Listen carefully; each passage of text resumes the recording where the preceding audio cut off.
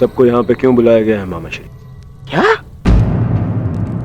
मुझे तो लगा कि तुमने हम सबको यहाँ एकत्रित होने का आदेश दिया है।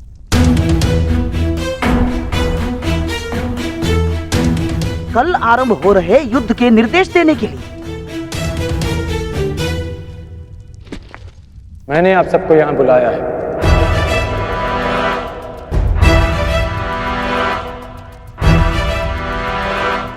पधारने के लिए धन्यवाद। परंतु तुमने हमें यहाँ क्यों आमंत्रित किया है कर्ण? बताता हूं मित्र, पहले सभा पूर्ण हो जाए।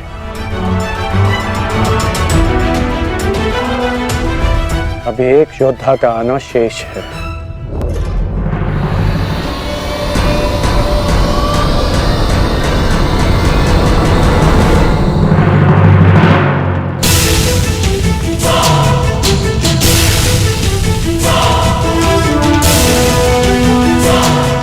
इससे पूर्व कि किसी के भी मन में कोई विचार उत्पन्न हो, मैं बता देना चाहता हूं कि मेरे यहाँ आने का कोई उद्देश्य नहीं। मैं यहाँ केवल अंगराज के आग्रह पर उपस्थित हुआ हूं।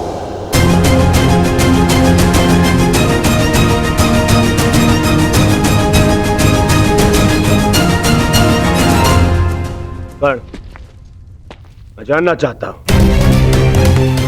इस सभा को बुलाने का उद्देश्य क्या है मित्र?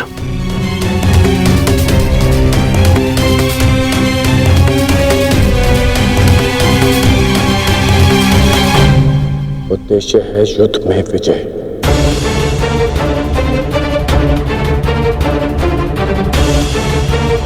तुम अपने मित्र मुंह में आकर बहुत बड़ा अनर्थ करने जा रहे थे, और एक सच्चा मित्र होने के नाते मैं तुम्हें ये अनर्थ नहीं करने दूंगा।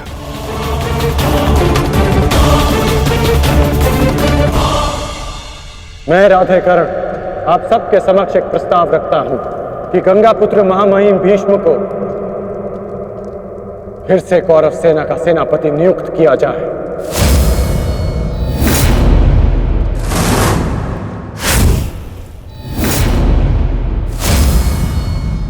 और ये घोषणा करता हूं कि जब तक महामहिम भीष्म इस युद्ध भूमि में सेना का नेतृत्व करेंगे, ये राधेकर्ण युद्ध भूमि में नहीं आएगा।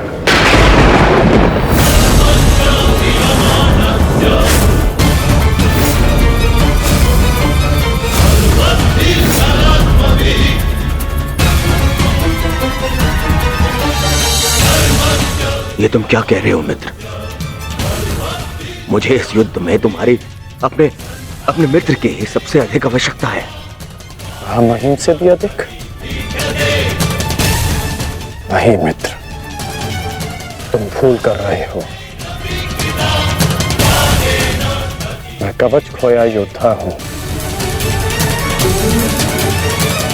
और महामहिम हस्तिनापुर के कवच हैं। तुम्हें मुझसे अधिक आवश्यकता उनकी है।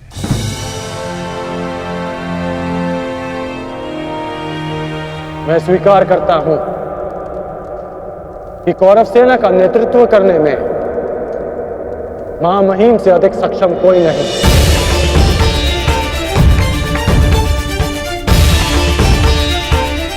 मैं भी नहीं।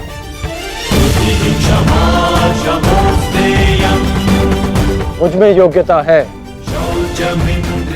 परंतु महामहिम अपने विवेक, धर्म और शौर्य के लिए जाने जाते हैं, और इनके विवेक का मैं भी सम्मान करता हूं। यदि महामहिम मुझे युद्ध से दूर रखना चाहते हैं, तो अवश्य इसके पीछे कोई महत्वपूर्ण कारण होगा जिसमें सबका हित होगा। मैं ये सब इसलिए कर रहा हूं क्योंकि मैं तुम्हें हस्तिनापुर के सिंहासन पर देखना चाहता हूं। और मेरा लक्ष्य पूर्ण करने के लिए मैं ऐसे 1000 स्वप्न का बलिदान दे सकता हूं।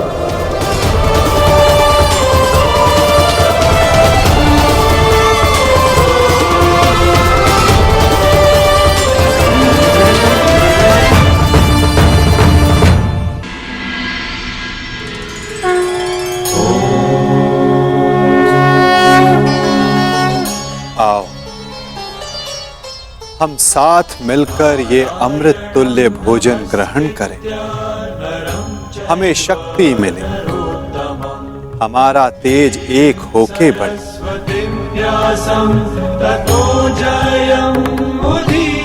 हमारा ज्ञान बढ़े, हमारे मध्य कोई विष न फैले, फैले तो केवल हमारा यश।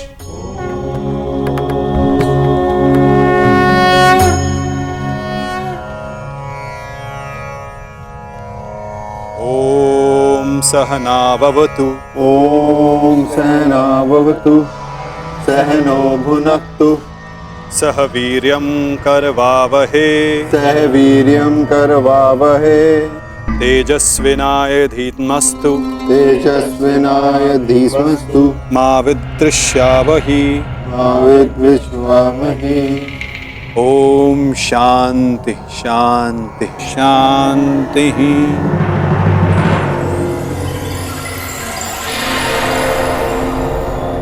आओ भोजन प्रारंभ करें।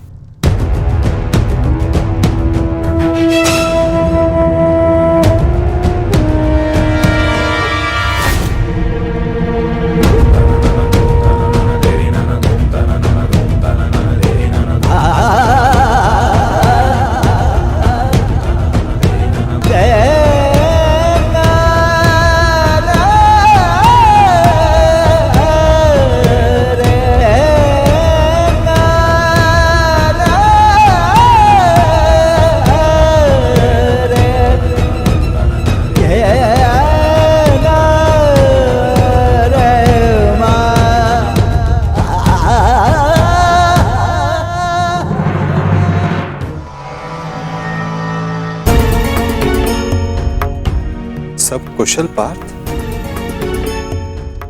मैं तुम्हारे साथ हूं पार्थ। परंतु युद्ध में तो आप शस्त्र नहीं उठाएंगे। युद्ध में तो मैं अकेला ही रहूंगा माधव। और यदि इस युद्ध में मैं तुम्हारे साथ उपस्थित रहा तो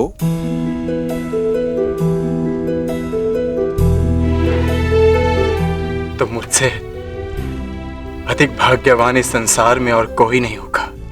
परंतु मैं जानता हूं मेरी ये कामना अधूरी रह जाएगी। यदि कामना पूर्ण बल से की जाए तो वो अवश्य पूर्ण होती है पार्थ। और यदि प्रार्थना में समर्पण तो वो स्वीकार होती है।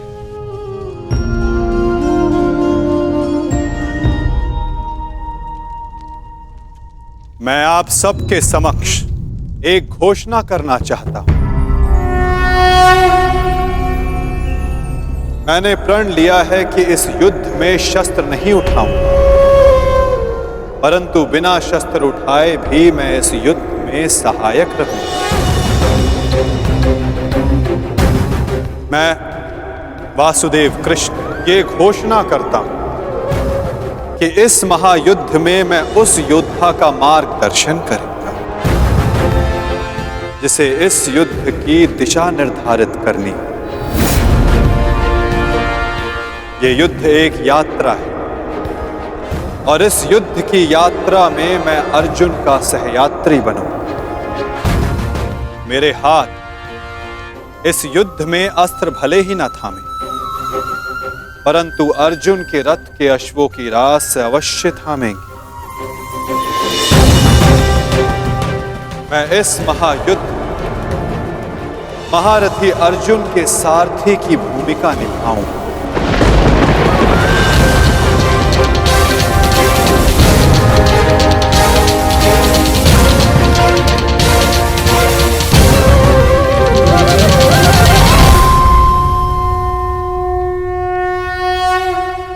नहीं माधव, मैं रथी बनकर आपको आदेश दूं, यह संभव नहीं। आपका स्थान सबसे ऊंचा है और मैं स्वयं आपको नीचे स्थान पर बैठने नहीं दे सकता। पार्थ, कौन ऊंचे स्थान पर बैठा है और कौन नीचे स्थान पर, ये तो देखने वाले के दृष्टिकोण पर निर्भर करता है। तुमने कहा कि मैं सबसे योग्य हूं, और जो सबसे योग्य होता है उसका धर्म होता है कि वो अपने से छोटों का मार्गदर्शन करे, और मैं इस युद्ध में यही करूंगा। मैं इस युद्ध में तुम्हारा सारथी इसलिए बनूंगा, यदि तुम अपने लक्ष्य के मार्ग से भटक जाओ तो पुनः तुम्हें तुम्हारे लक्ष्य के मार्ग पर ला सकूं। पार्थ, मुझ पर विश्वास है ना? निष्ठा है माधव।